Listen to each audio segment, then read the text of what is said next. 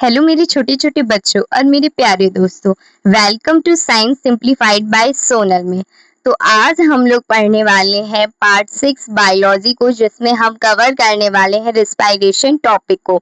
हमने डाइजेशन को कंप्लीट किया था, तो चलिए कंटिन्यू रखते हैं अपने बायोलॉजी को। तो आज हम लोग पढ़ने वाले हैं बायोलॉजी, तो जिसमें सबसे पहले हम एक छूटा हुआ टॉपिक पढ़ेंगे, वो है टीथ। यानी कि जो हमने डाइजेशन कवर किया था उसका एक पार्ट हमसे मिस हो गया था गलती से, वो है टीथ। तो चलिए सबसे पहले टीथ को कवर करते हैं, उसके बाद हम रिस्पायरेशन को स्टार्ट करेंगे। तो सबसे पहले जो हमारे पास टीथ है, तो टीथ का क्या मतलब है? टीथ का मतलब है कि ये जो दांत है ये हार्ड होते हैं, आप फील कर सकते हैं। ये हमारे जॉ में अटैच्ड होते हैं और सबसे ज्यादा इनका काम किस में आता है? बाइटिंग में, च्यूइंग में। बहुत सारे वर्क करते हैं ये लोग अलग अलग तरीके से। अलग अलग एनिमल्स में भी इनका अलग अलग वर्क होता है। तो ये है टीथ। और फूड वगैरह, ग्राइंडिंग वगैरह में इनका क्या होता है? काम होता है। उसके बाद अगर हम इसमें आए तो हम सबसे पहले टीथ तो हम लोग जानते ही हैं मेनली कि डेंटाइन के फॉर्म होते हैं। It's a not a calcium. Okay, आप लोग सबसे पहले ये जानिए कि जो डेंटिस्ट, आप लोग ने सुना होगा कि अगर दांतों के डॉक्टर हैं तो उनको डेंटिस्ट बोला जाता है, राइट? तो हमारे जो दांत हैं वो डेंटाइन के बने होते हैं, इसलिए जो दांतों के डॉक्टर है उसको डेंटिस्ट बोला जाता है।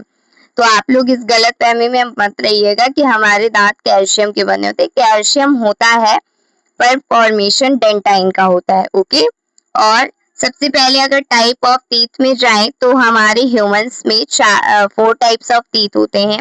सबसे पहले देखें तो इंसीजर, कैनाइन, प्रीमोलर, मोलर। आप लोग देख लीजिए एक बार फिर से, इंसीजर, कैनाइन और प्रीमोलर, मोलर। जो इनका नंबर है वो डिफरेंट डिफरेंट होता है ह्यूमंस में। जब हम एडल्ट होते हैं तब इसका जो नंबर्स है वो भी डिफरेंट रहता है, और जब हम चिल्ड्रंस होते हैं तब भी इनका क्या होता है? नंबर डिफरेंट डिफरेंट होता है। हर एज के अकॉर्डिंग इनका नंबर क्या हो जाता है? अलग अलग हो जाता है। तो सबसे पहले अगर इंसीजर का नंबर होता है 2 और कैनाइन का नंबर होता है 1 और प्रीमोलर का 2 और मोलर का 3। अब आप लोग सोच रहे होंगे मैम इसको कैसे याद करें? इजी है। सीजर को बोलते हैं तो इंसीजर याद कर लीजिए, कैनाइन याद कर लीजिए, और प्री मोलर याद कर लेंगे तो मोलर ऑटोमेटिक याद हो जाएगा। 1 2 1 3 2 ऐसे करके इनका नंबर जो है 2 1 2 3 ये याद कर लीजिए, ऐसे याद कर लीजिए। 2 1 2 यानी 2 1 2 कितना होता है? 3। देखिए 2 याद कर लीजिए, फिर 1 याद कर लीजिए, फिर 2 याद कर लीजिए, और 3 ऑटोमेटिक आपको याद हो जाएगा कि 2 + 1 3 होता है। ओके, उसके बाद अगर इनका फंक्शन देखिए तो इनका अलग अलग जो टीथ है ये क्यों है? इसका ये सिंपल फॉर्मेशन क्यों है? सारे दांत जो आप देखते हैं ये अलग अलग फॉर्मेट के होते हैं। क्यों होते हैं? क्योंकि इनका अलग अलग वर्क होता है। ओके, तो चलिए इसके वर्क को भी देख लेते हैं। जो इंसीजर होता है इसका काम बाइटिंग, कटिंग में आता है, राइट? उसके बाद जो कैनाइन होता है इसका काम होल्डिंग में आता है। किसमें? किसी चीज को पकड़ने में, होल्डिंग में आता है। उसके बाद प्रीमोलर का काम ग्राइंडिंग में आता है, यानी चबाने में आता है। किसी चीज को ग्राइंड करने में, मिक्स करने में, यानी अच्छे से दबाकर चबाने में हेल्प करते हैं। और जो मोलर होता है इसका वर्क भी चबाने में होता है, यानी जो पीछे के दांत है, जो आप जैसे आप खाता खाते हैं तो कुछ जैसे आप खाना खाए तो आगे से पकड़ा, फिर चबाना शुरू किया, बाइटिंग की, काटा, उसके बाद चबाते हैं जो, तो आपके पीछे जो दांत होते हैं वो प्री मोलर और मोलर होते हैं। तो इनका वर्क होता है अच्छे से चबाना, यानी जो फूड है उसको छोटे छोटे पीसेस में कन्वर्ट करना। ओके, आई होप आप लोग को इतना समझ आ गया होगा। उसके बाद अगर आप सिंपल फॉर्म में देखें कि ये जो इंसीजर है, कैनाइन है, प्रीमोलर है, मोलर है, ये कैसे अरेंज रहते हैं हमारी माउथ में, तो इसका एक छोटा सा डायग्राम मैंने लगाया है जिससे आप अच्छे से जान पाए कि जो इंसीजर है, कैनाइन है और प्रीमोलर है और मोलर है, इसका अरेंजमेंट हमारे माउथ में कैसा होता है। तो जो येलो है ये क्या है? इंसीजर है, यानी कि जो आगे की टीथ है इसे कहते हैं इंसीजर। उसके बाद जो आपको ऑरेंज कलर में जो साइड के दिख रहे हैं इसे कहते हैं कैनाइन। उसके बाद जो आपको 2 दिख रहे हैं ग्रीन कलर से इसे कहते हैं प्रीमोलर। और जो लास्ट में एक ज्वाइंट सा बड़ा सा दिख रहा है इसे कहते हैं मोलर। यानी कि जो आगे के हैं ये क्या है, इंसीजर, साइड साइड की क्या है, कैनाइन, उसके पीछे क्या है, प्रीमोलर, सबसे पीछे क्या है, मोलर। ओके, ऐसा ही अपर जॉ और लोअर जॉ में दोनों में ही अरेंजमेंट होता है। ऐसा बिल्कुल नहीं सोचिएगा कि ऊपर दूसरे दांत है और नीचे दूसरे दांत है, ऐसा नहीं होता है। जो ऊपर है वो नीचे है और जो नीचे है वो ऊपर है, मतलब कि जो अपर जॉ में है वो लोअर जॉ में भी है और जो लोअर जॉ में है वो अपर जॉ में भी है। यानी कि आगे के दांत को क्या कहते हैं, इंसीजर। ऐसे याद करिए। देखिए आप लोग जो जब आप लोग इंटरेस्ट से पढ़ेंगे ना तभी आपको याद होगा, मेरे बताने और मेरे कहने से आपको याद नहीं होगा। आप लोग खुद इमेजिन करिए। इमेजिन क्या करना है, आपको खुद देखना है कि आगे के दांत क्या है, आपके इंसीजर है, साइड साइड के दांत क्या है, कैनाइन है, इसके पीछे जो आप के दांत है बड़े बड़े से उसको क्या कहते हैं, प्रीमोलर, जो सबसे लास्ट में आपके दांत है उसे क्या कहते हैं, मोलर। आई होप आप लोग इनका अरेंजमेंट अच्छे से समझ गए होंगे। इसके बाद हम आते हैं डेंटल फॉर्मूला में। डेंटल फॉर्मूला क्या है, जैसे कि मैंने बताया था कि एडल्ट में और नॉर्मल छोटे छोटे बच्चों में सब में क्या होता है, इन सब का जो नंबर है डिफरेंट डिफरेंट होता है, राइट। जैसे अगर अभी आप छोटे बच्चे के दांत गिनेंगे तो उसके कम होंगे, अपने गिनेंगे तो थोड़े ज्यादा पाएंगे और अपने से बड़े के गिनेंगे तो थोड़ा और ज्यादा होंगे, राइट। तो वैसे ही डेंटल फॉर्मूला है। तो डेंटल फॉर्मूला जो है, show the number of the different type of teeth in one of the half of the upper and lower jaw. ये क्या कहता है कि जो one of the half of the, मतलब कि जो डिफरेंट डिफरेंट तरीके के हमारे टीथ हैं इनको क्या कहता है, बताता है डेंटल फॉर्मूला। जैसे आपने याद किया था ना कि मोलर कितना है, प्री मोलर कैसे, वही चीज सेम टू सेम एग्जैक्ट वही है। आपने जो याद किया था 2 1 2 3 वही है एग्जैक्ट। जैसे आप लोग नंबर याद करते हैं 2 1 2 3, वैसे ही आप याद कर लीजिए। जैसे आप लोग कभी ना कभी याद करते हैं ना 1 2 3 4, वैसे ही याद कर लीजिए 2 1 2 3 2 1 2 3। आई होप आप लोग को याद हो गया होगा 2 1 2 3। तो इंसीजर कितना होता है 2, कैनाइन कितना होता है 1, प्रीमोलर कितना होता है 2, मोलर कितना होता है 3। तो 2 1 2 3 2 1 2 3। आई होप आप लोग को याद हो गया होगा। डेंटल फॉर्मूला लिखना होता है 2 1 2 3 2 1 2 3। ओके, उसके बाद मिल्क टीथ। मिल्क टीथ का क्या मतलब है, जैसे जो बच्चों के दांत टूट जाते हैं, टूट नहीं जाते, मतलब कि जैसे जो छोटे बच्चे होते हैं उनकी एक उम्र होने के बाद यानी एक एज होने के बाद उनके दांत हटते हैं, टूटते हैं और नए दांत आते हैं, राइट। फिर अगर वो टूट जाते हैं तो वो दांत नहीं आते हैं। तो हमारे दो दांत होते हैं, एक मिल्क टीथ बोलते हैं, एक परमानेंट टीथ बोलते हैं। परमानेंट हमारे टीथ है, यानी अगर टूट गए तो हमें अब ये नहीं आएंगे। पर अगर जो बच्चे छोटे होते हैं उनके टूट जाते हैं तो उनके नए दांत आते हैं, इसलिए उनके मिल्क टीथ बोलते हैं। और हमारी जो है परमानेंट टीथ है। ओके, तो जो मिल्क टीथ होते हैं उनमें क्या होता है, उनके दांत थोड़े कम होते हैं, राइट, क्योंकि वो बच्चे हैं, अभी छोटे हैं, अभी उनका डेवलपमेंट उतना अच्छे से नहीं हुआ है। तो एडल्ट्स में 2 1 2 3 याद कर लीजिए। और जो चिल्ड्रंस होते हैं उनमें इंसीजर 2 होता है, कैनाइन भी 1 होता है, मोलर भी 2 हो जाता है। यानी कि हम में मोलर कितना होता है 3 और चिल्ड्रंस में 2 और जो प्री मोलर है वो इनमें नहीं होता है। ओके, आप लोग इतना याद कर पाएंगे ना कि जो प्री मोलर है वो इसमें नहीं होता है। किसमें नहीं होता है, मिल्क टीथ में प्री मोलर नहीं होता है, यानी छोटे बच्चों में प्री मोलर टीथ नहीं होता है, एब्सेंट होता है। ओके, किसी से पूछ भी सकते हैं, किसी को बता भी सकते हैं, ओवर स्मार्ट भी बन सकते हैं। ओके, मजाक कर रही हूँ, ऐसा नहीं करिएगा। उसके बाद प्रोसेस हम पढ़ते हैं सबसे पहले कि कैसे क्या टीथ आता है। ओके, सभी को पता होता है कि एक जब बेबी बर्थ करता है तो उसके दांत नहीं होते, राइट। उसके बाद दांत होते हैं, क्या आपने कभी देखा है, नहीं। जब बच्चे होते हैं तो उनके दांत नहीं होते, कुछ समय के बाद उनके दांत क्या होते हैं, डेवलप होना स्टार्ट होते हैं। और एक ऐसा टाइम आता है जब बच्चे की एक वेल डेवलप टीथ आ जाते हैं। उसके बाद कुछ टाइम बाद वो फिर टूटने लगते हैं, फिर एक परमानेंट टीथ आ जाते हैं। तो एडल्ट में ऐसा होता है। ओके, तो इसी प्रोसेस को हम क्या करेंगे, स्टेप से देखेंगे कि teeth being to develop in the jaw during the foetal stage, यानी कि जॉज में जॉ जो है हमारी, इसमें फीटल स्टेट में क्या होता है, टीथ डेवलप होते हैं और milk teeth start at the 6 month age, यानी कि जब बच्चा 6 महीने का होता है तो उनमें जो है हल्के हल्के दांत आना स्टार्ट हो जाते हैं।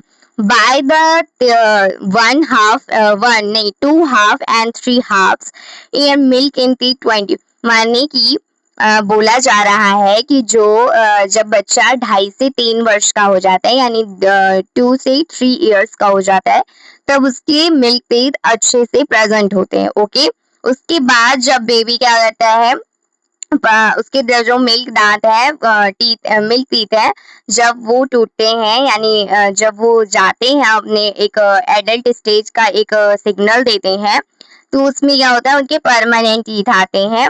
और बाय द 12 to 13 इयर्स में ऐसा होता है कि उनके 32 टीथ नहीं होते, 32 नहीं कह सकते हैं, पर 12 to 13 इयर्स में उनके क्या होते हैं, एक well develop teeth, permanent teeth आना हो जाता है, शुरू हो जाता है और प्रेजेंट हो जाते हैं। ओके, काफी ज्यादा एज है 12 to 13। आप देखते हैं आजकल तो बच्चों के 8 साल में 7 साल में दांत टूटना शुरू हो जाते हैं। तो आप ऐसे याद कर लीजिए कि जब बच्चा छोटा होता है तो उसकी जॉज में कोई भी टीथ अपीयरेंस नहीं होती है। उसके बाद जब बच्चा 6 महीने का हो जाता है, 6 मंथ का, तो उसमें क्या होता है, दांत आना शुरू हो जाते हैं, यानी टीथ अपीयरेंस होने लगती है। उसके बाद जब बच्चा 2 से 3 साल का हो जाता है, यानी 2 से 3 इयर्स का हो जाता है, तो उसमें मिल्क टीथ परफेक्टली आ जाते हैं। उसके बाद जब बच्चा 6 वर्ष का हो जाता है, यानी 6 इयर्स का, तो उसके बाद उसके मिल्क टीथ क्या होते हैं, टूटने स्टार्ट हो जाते हैं, यानी 12 to 13 इयर्स में उसके परमानेंट टीथ आ जाते हैं। ओके, यानी 12 से 13 वर्ष में बच्चा एडल्ट हो जाता है, एडल्ट होने का साइन होता है, परमानेंट टीथ आने शुरू हो जाते हैं। ओके, उसके बाद देख सकते हैं यहाँ मैंने एक आपको डायग्राम भी दिया हुआ है। सबसे पहले ये छोटा सा नटखट बच्चा है जो 6 महीने का है, इसके हल्के हल्के दांत दिख रहे होंगे आपको। उसके बाद ये 2 से 3 वर्ष का बच्चा है, यानी 2 से 3 इयर्स का है, एक 6 इयर्स का है और एक 12 to 13 इयर्स का है, यानी कि 6 महीने में दांत आना शुरू होते हैं। 2 से 3 वर्ष में, यानी 2 to 3 इयर्स में क्या होते हैं, दांत आ जाते हैं, मिल्क टीथ आ जाते हैं। उसके बाद 6 इयर्स में क्या होता है, वेल डेवलप हो जाते हैं और इनकी क्या होते हैं, दांत टूटने स्टार्ट हो जाते हैं। उसके बाद 12 से 13 इयर्स में इनकी परमानेंट टीथ आ जाते हैं। ओके, उसके बाद आप अगर देखें कि आपको अपने टीथ क्या करने हैं, बिल्कुल अच्छे से रखने हैं, राइट। बच्चों को कैविटी प्रॉब्लम होती है, बहुत सारे इश्यूज आते हैं आज के टाइम पे। तो सबसे पहले अगर हम देखें तो हमको ये देखना है कि हमें कैसे अपने दांतों को सेफ रखना है। तो सबसे पहले आप जो टीथ होते हैं वो हमारे एम्बेडेड होते हैं। सबसे पहले जानिए कि जो टीथ होते हैं वो एम्बेडेड होते हैं गम्स में। ओके, यानी कि जो मसूड़े होते हैं उसमें हमारे दांत अटैच्ड होते हैं। ओके, ये क्या करते हैं, च्युइंग, फूड को चबाने में, च्युइंग करने में, फूड को मिक्स करने में हेल्प करते हैं। प्रॉपर केयर करना पड़ता है, नहीं तो इसमें क्या होता है, डिफरेंट प्रॉब्लम क्रिएट हो जाती है, जिसमें से एक आपके एनसीईआरटी में है, वो है tooth decay. Okay, tooth decay है एक प्रॉब्लम। और ब्रश जो है, हमें अगर अपने दांतों को हेल्दी रखने हैं और अच्छे से इनकी प्रॉपर केयर करना होगा, तो हमें 2 बार दिन में क्या करना चाहिए, ब्रश करना चाहिए। ओके, उसके बाद फॉर्मूला है जो परमानेंट टीथ है, यानी कि जो हमारे दांत हैं एडल्ट्स के, वो होते हैं 2 1 2 3। आई होप इतनी बार मैंने बोल दिया, आई होप आप लोग को याद हो गया होगा। 2 1 2 3 इंसीजर, कैनाइन, प्रीमोलर, मोलर।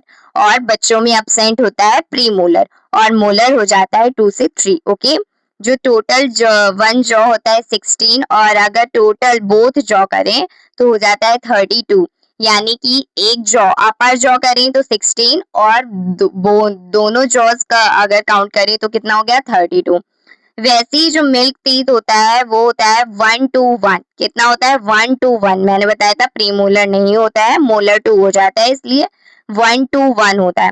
इसमें क्या होता है 10 अपर जॉ में होते हैं। अगर दोनों को मिक्स करें काउंट करें तो कितना हो जाएगा 20, यानी कि बोलते हैं बच्चों में जो है दांत कितने होते हैं 20 होते हैं और एडल्ट्स में कितना होता है 32 होते हैं। ओके, आप लोग को इतना समझ आ गया कि 32 कैसे काउंट करते हैं, क्योंकि हमारी अपर जॉ में और लोअर जॉ दोनों को ही काउंट किया जाता है। तो इसे कह देते हैं 16 अपर में है, 16 क्या है लोअर में है, इसलिए 16 क्या हो गया 32 हो गया। वैसे ही जो चिल्ड्रंस है उनके क्या होते हैं 10 होते हैं, तो इसलिए 10 क्या हो गया 20 हो गया। तो इस तरह से हम कह देते हैं बच्चों में जो होता है 20 होता है। ओके, अब आप लोग को एक बार अपने दांतों का स्ट्रक्चर अच्छे से देख लेना है। ओके, अच्छे से देखना है कि हमारे दांत का स्ट्रक्चर कैसा होता है, इसकी एनाटॉमी कैसी होती है। सबसे पहले अगर आप देखें तो हम सबसे पहले देखेंगे ये गम्स। क्या है, ये गम्स है जिसमें हमारा जो दांत है वो क्या है एम्बेडेड है, यानी कि इसमें क्या है अटैच्ड है। ओके, गड़ा हुआ है ऐसे कह सकते हैं। उसके बाद आप देखें तो ये क्या है इसकी रूट्स है। ओके, और ये जो येलो कलर का जो आपको यहाँ दिख रहा है ये क्या है पल्प है। क्या है, पल्प है। और इसके ऊपर जो है जो आपको दिख रहा है ये क्या है डेंटाइन है, जो मैंने अभी नाम लिया था आपको वही है डेंटाइन। क्या है डेंटाइन। जो आपको ये दिख रहा है ये क्या है गम्स है। और उसके बाद जो आपको ये दिख रहा है रेड में ये क्या है पल्प है। उसके बाद ये येलो में दिख रहा है ये क्या है डेंटाइन है। उसके बाद जो ये पार्ट दिख रहा है इसे एनिमल कहते हैं, इनेमल कहते हैं। ओके, एनिमल नहीं इनेमल। ठीक है, थोड़ी सी मेरी भी जबान फिसल जाती है, कोई बात नहीं, आप लोग इतना तो समझते ही हैं कि मैं भी ह्यूमन हूँ तो गलती तो होंगी ही, बट आप लोग इग्नोर करिए। चलिए आगे बढ़ते हैं। उसके बाद हम पढ़ें तो what do each do part. Okay, what do each part do, यानी कि जो एनिमल है ये hard outer covering of the protect of the teeth, यानी कि जो हम देखें हम इस स्ट्रक्चर भी देखते जाते हैं और ये पढ़ते भी जाते हैं ताकि हमको कोई भी कंफ्यूजन न रह जाए। ये जो एनिमल है इनेमल है ये क्या होती है वाइट कलर का होता है और आउटर होता है ये क्या करता है टूथ को प्रोटेक्ट करने का काम करता है। जैसे हमारा जो घर के बाहर एक गेट है तो घर के बाहर गेट होता है तो वो क्या करता है कहीं ना कहीं प्रोटेक्शन का काम करता है, वैसे ही ये टीथ का क्या करता है प्रोटेक्शन का वर्क करता है। ओके, उसके बाद हम पढ़े डेंटाइन। मैंने अभी बताया कि हम जो दांतों के डॉक्टर को डेंटिस्ट बोलते हैं वो क्यों बोलते हैं, क्योंकि जो हमारा दांत है वो डेंटाइन का बना होता है। तो वही है डेंटाइन क्या है form of the main part of the tooth, यानी कि जो डेंटाइन है वो क्या करता है हमारे दांत का मेन पार्ट बनाता है, इसलिए यही कहते हैं कि हम डेंटिस्ट के पास जा रहे हैं because dentine is a main part of teeth. Okay, उसके बाद हम जाने तो हमने पढ़ा पल्प। क्या पढ़ा हमने पल्प। पल्प क्या है, pulp contain the nerve and blood vessels. क्या होता है पल्प में नर्व होता है, जैसे आपको दर्द होता है तो महसूस होता है राइट, आप ब्लड जब दांत उखड़ता है तो राइट ब्लीडिंग आती है, तो ये क्यों आती है क्योंकि पल्प में क्या होता है नर्वस सिस्टम होता है, यानी नर्व प्रेजेंट होते हैं। नर्वस सिस्टम नहीं कह सकते, नर्व्स प्रेजेंट होते हैं और इसी में ब्लड वेसल्स होते हैं। नर्व्स क्यों प्रेजेंट होते हैं, नर्व्स जो काम करती है, यानी कि जैसे कि दर्द हो रहा है सिग्नल्स दे रहा है कि झंझनाहट हो रही है, ये सब कैसे पता चलता है, ये इसी पल्प में प्रेजेंट नर्व और ब्लड वेसल्स के कारण ही पता चलता है। ओके, उसके बाद जो है हम बढ़े तो गम्स। गम्स तो हम लोग अच्छे से जानते हैं कि जो हमारी मसूड़े हैं, आप लोग भी बहुत सारे एड्स देखते हैं कि मसूड़े मजबूत रखें क्योंकि दांत इसमें एम्बेडेड है राइट। तो वैसे ही जो ये गम्स हैं इसमें इतनी प्रोटेक्शन की क्यों जरूरत है, क्योंकि ये बहुत सॉफ्ट होता है। कैसा होता है सॉफ्ट। आपने कभी ना कभी नोटिस किया होगा कि अगर ज्यादा देर ब्रश करते हैं या फिर ब्रश करते करते गलती से भी दांतों की जगह अगर कभी नीचे साइड लग गया तो ब्लीडिंग आ जाती है, थोड़ा दर्द होने लगता है। वो इसीलिए होता है क्योंकि जो गम्स होता है ये बहुत ज्यादा सॉफ्ट होता है, टिश्यू होता है, सॉफ्ट टिश्यू होता है that's hold of the tooth. ये क्या करता है दांतों को पकड़ कर रखता है, जैसे एक पेड़ की जो जड़ें होती हैं वो इसे क्या करती हैं, पकड़ के रखती हैं, वैसे ही जो गम्स है वो हमारे दांतों को क्या करती हैं, पकड़ के रखती हैं। ओके, उसके बाद हम पढ़ेंगे टूथ। क्या पढ़ेंगे? टूथ। टूथ क्या है मैम? अब आप लोग सबसे बड़ी यही बात सोच रहे हैं, मैम ये टूथ क्या है? टूथ नहीं, ये रूट क्या है? ये रूट का अगर देखें तो जो ये रूट है, ये रूट है जो, ये क्या कर रही है, जैसे प्लांट्स की रूट्स होती हैं वैसे ये भी काम कर रहा है। Roots enhance the both jaw, यानी कि जो रूट है ये क्या कर रही है, जो गम्स है उसमें क्या कर रही है, एम्बेडेड कर रही है हमारे टीथ को। ओके, तो आप लोग को ये समझ आ गया होगा, आई होप। आप लोग ये जरूर बताइएगा कि ये स्लाइड आप लोग को कैसी लगी, बिकॉज अभी तक मेरे पढ़ाने का तरीका थोड़ा कैजुअल नहीं था, मतलब दूसरा था, पर मैंने आपके लिए एक हैंड राइटिंग नोट्स मैंने खुद बनाई है ये। तो आप लोग मुझे जरूर बताइएगा कि ये नोट्स कैसी लगी, और मुझे लगता है कि नोट्स अच्छी होनी चाहिए, बिकॉज शॉर्ट और क्रिस्प रहेंगी तो मुझे लगता है कि अच्छा रहेगा आपके लिए भी पढ़ने को। तो मुझे लगता है कि इस लेक्चर को यहीं पर एंड करना चाहिए, बिकॉज हमने टीथ को कवर कर लिया है। मेरा मन तो था कि मैं रेस्पिरेशन को भी कवर करूं, बट मैं कवर नहीं कर पा रही हूँ, I am so sorry, but आपको नेक्स्ट पार्ट जरूर मिल जाएगा। Thank you for watching this. Subscribe कर लीजिए, आप लोग क्लास देखते हैं पर सब्सक्राइब नहीं करते, please subscribe me. Thank you for watching this.